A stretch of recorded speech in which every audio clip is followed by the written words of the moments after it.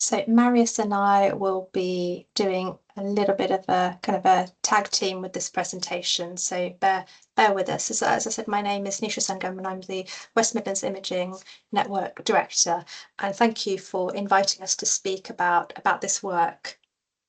Now, for those of you who are not familiar with the imaging networks and how we came about. There are 22 imaging networks in England, and the West Midlands Imaging Network is the largest one out there in terms of the number of trusts that we cover, our population, and as a result, the activity level within radiology and imaging also. We deliver a number of projects, although we are here to talk to you about one of them. It's called the Converged Digital Imaging Platform. And on that note, I'll pass on to Marius, who, as he mentioned, is a paediatric radiologist at UHM and is also the digital clinical lead for this project for the network. Thank you. Thanks, Nisha. So, as you know, imaging departments are very digital in whatever they do. All the trusts, all the acute trusts have systems to make those imaging departments work together. And there's an interesting mix in the audience here because some of you are coming from the east of Midlands and some of you are coming from the west of the Midlands. And the differences cannot be bigger, I think, than these two regions. The East Midlands has the oldest imaging network in NHS in England, while the West Midlands has the youngest one. And although there are size differences, those of you in the East Midlands are probably very familiar with what improvements and benefits the MRAD has brought about. And we're trying to create something similar in the West Midlands. What we are basically saying is that all the 15 trusts in the West Midlands have to procure their imaging digital resources. But what we're saying is that we are procuring these digital resources moving forward as one whole group. That would mean that we would have the same system across all trusts. Just by doing that switch, you would then have immediately cross-site image sharing. At the moment, if there is an image which is acquired by one trust, that is siloed in that trust and is not accessible in the 15 trusts. So as a pediatric radiologist, we get patients, for example, coming from Telford and Shrewsbury Way to our neonatal intensive care unit with their imaging history. We have them for some time at UHM and then realize that child needs an urgent procedure at the Children's Hospital in Birmingham. So they go down there, they have their imaging there. That image history doesn't flow, and that is affecting patient care. If we have one system, that would be a thing of the past. And that's only one of the features of CDIP. There's a slide later on which shows all the things we'd like to do. So what we are trying to do is to harmonize how we do imaging across the 15 trusts and to have the same infrastructure to do it. That's the enabler. The digital transformation is the enabler. There's quite a lot of work that needs to happen for the human workflows to be doing things in a similar way. But without that digital enabler, then we cannot really do the improvements we'd like to do. So I'll hang over back to Nisha and then I'll come back later with some other things. Thanks, Marius. So why change? Why change the way we work at the moment? So we know that our current PACS and RIS systems present some key challenges, the sluggish performances, usability issues, and these limitations unfortunately hinder more effective workflows that then impact on our staff being able to do the work that they need to in a timely way, and in turn that impacts patient care. We ran a survey not very long ago, and this is radiology stuff primarily. And this number was quite shocking, that actually the systems we're currently using in place, our own staff are saying, well, the systems are here, but they're not really enabling, as Marius was saying, they're not really enabling the work that we do effectively. And one of the mandates that NHS England have given us is that we need to find a way as a network of instantly being able to share images and reports across our region.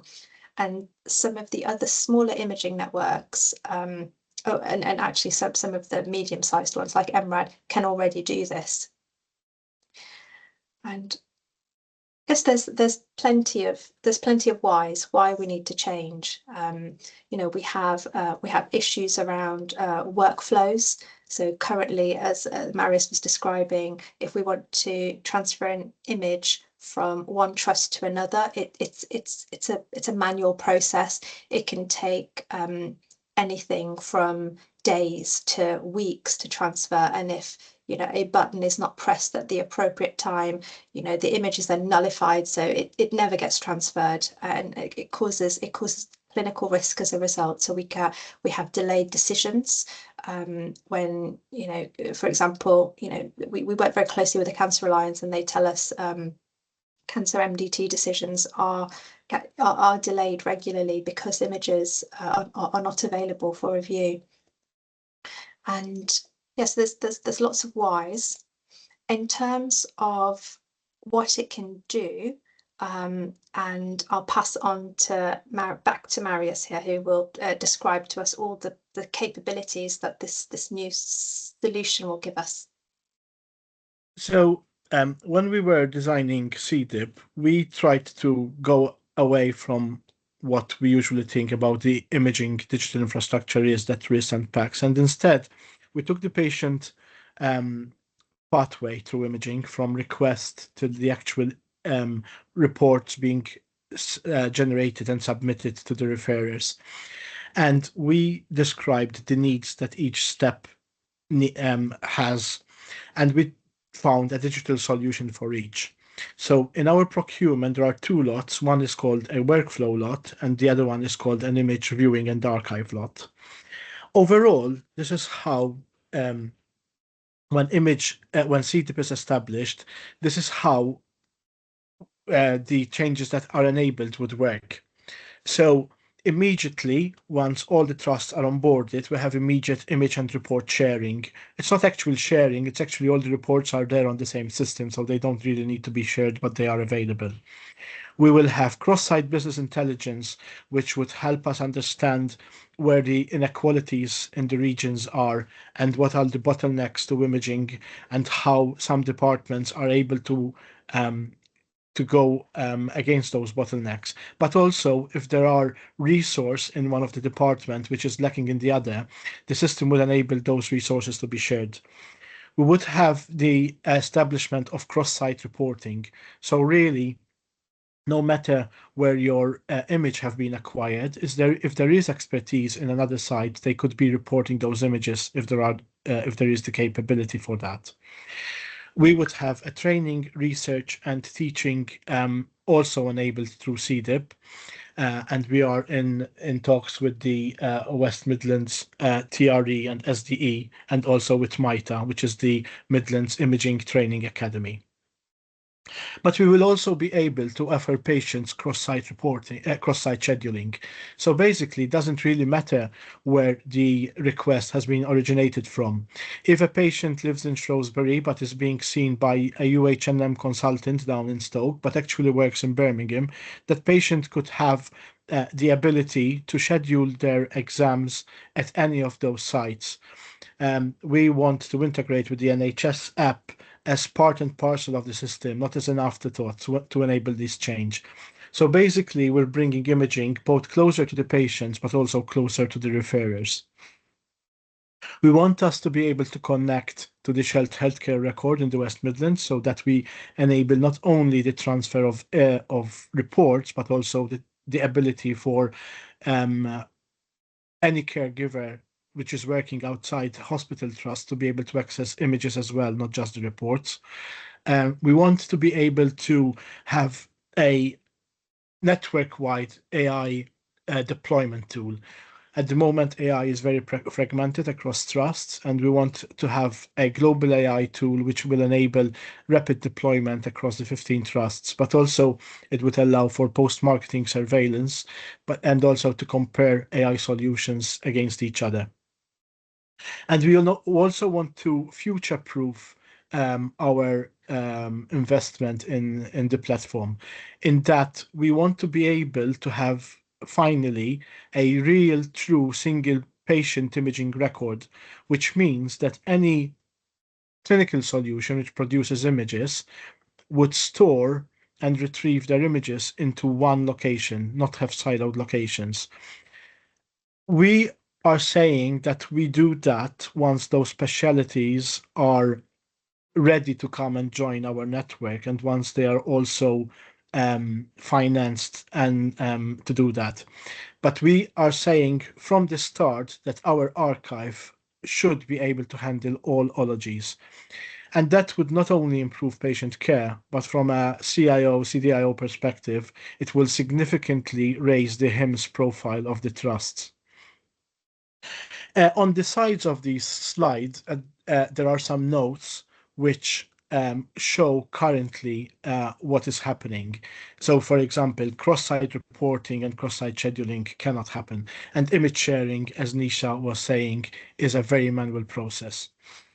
In principle, we're not doing something really out of this world. What we're saying is, rather than the 15 trusts creating their own outline business cases and specifications, we have joined up together to create one single outline business case for the 15 trusts in order for us to continue to a full business case. And we have produced one single output-based specification for this whole system.